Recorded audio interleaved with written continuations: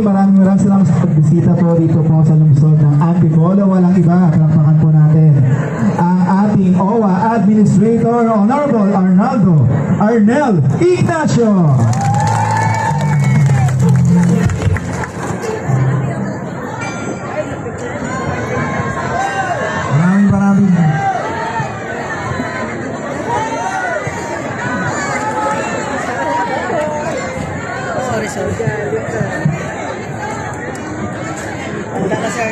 Maraming maraming salamat.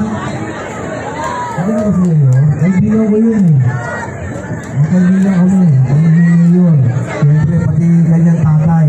Kaya siyempre naman, yung ating mga OFW dito sa Area Antipolo, pwede ko naman natin pamayaan. Oh, ito kagaya dito, 2021 pa daw siya nakauwi.